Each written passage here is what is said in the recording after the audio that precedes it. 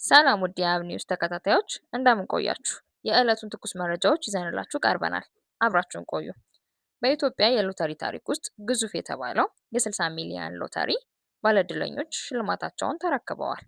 ባለ 60 ሚሊዮን ብር ዕድለኛ የሆኑት የባሌ ጎባ ነዋሪ አቶ ብርሃኑ ጎበዜ ሲሆኑ የሁለተኛ ዕጣ ዕድለኛ የሆኑት ደግሞ የ20 ሚሊዮን አሸናፊ ከአዲስ አበባ አቶ ማስረሻ መላኩ ናቸው። ሶስተኛ ዕጣ ደግሞ የ10 ሚሊዮን ብር አሸናፊ የሆኑት የቢሾፍቱ ከተማ ነዋሪ አቶ ብዙነህ ታደሰ ሽልማታቸውን ተረክበዋል። ከዚህም በተጨማሪ 12 ዕድለኞች እያንዳንዳቸው 1 ሚሊዮን ብር ተሸላሚ ሆነዋል። ከጥቅምት 9 እስከ ጥር 9 በቆየው በዲጂታል ሎተሪ መርሃ ግብር ላይ ከ2 ሚሊዮን ሰዎች በላይ ተሳታፊ ሆነዋል። በሎተሪ ድረገጽ፣ በቴሌ ብር፣ በአጭር የጽሑፍ መልእክት፣ በባንኮች አማካኝነት ሲሞክሩ ቆይተዋል። ለባለዕድለኞቹ እንኳን ደስ አላችሁ እያልን ወደ ቀጣይ አለፍን። ተወዳጁ አርቲስት ሱራፌል ተካ በፖፑላር ኤሌክትሮኒክስ ቃል የተገባለትን BYD የተሰኘ ዘመናዊ የኤሌክትሪክ መኪና በደማቅ ስነ ስርዓት ተረክቧል። አርቲስቱ በስጦታው መደሰቱን ገልጾ ተቋሙ የገባውን ቃል በመፈጸሙ ምስጋና ችሮታል። ይህንን ቻሌንጅ እንዲዘጋጅ ያደርገው ታዋቂው ቲክቶከር አዶናይ የደስታው ተካፋይ ለመሆን በቦታው ከሴት ጓደኛው ጃኒ ጋር ታድሞ እንደነበር ለማወቅ ተችሏል። በቀጣይ ወደ ውጭ መረጃዎቻችን እናልፋለን።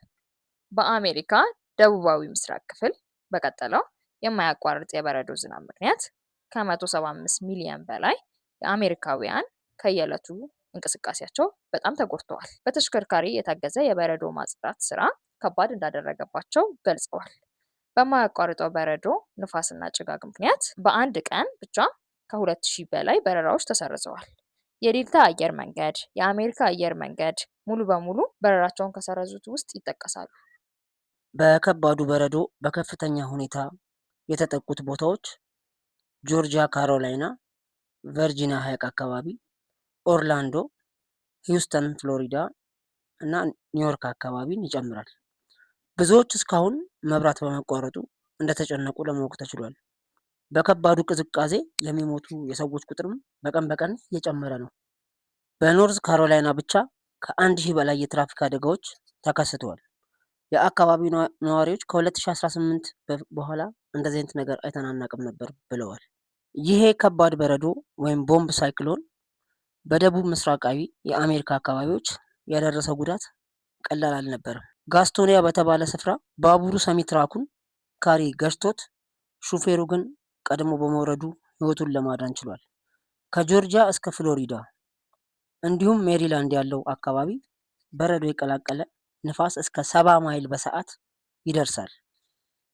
የዘመናችን ታላቅ የፈጠራና የቴክኖሎጂ ሰው የሆነው ኤሎን መስክ ከስፔስ ኤክስ እስከ ቴስላ እንዲሁም ከኒውራሊንክ እስከ ቦሪንግ ካምፓኒ ከኤክስኤአይ እስከ ትዊተር ድረስ የከፍተኛ ባለ አክሲዮኖች እና የባለቤት ድርሻ መሆኑ እና የዓለማችን ቁጥር 1 ቢሊዮነር መሆኑ አዳዲስ የፈጠራ ስራዎችን ከመፍጠር አላገደውም። በአሁኑ ሰዓት ስፔስ ኤክስን ከኤክስኤአይ ጋር ሊያዋሃድ እየሰራ ነው ተብሏል። ውህደቱ ቴስላንም ሊጨምር እንደሚችል እየተዘገበ ነው። ይሄ ውህደት እንዲሆን የተፈለገውም ደግሞ ከስፔስ ኤክስ አይፒኦ ወይም ለህዝብ ሽያጭ አክሲዮን ከመቅረቡ በፊት ነው።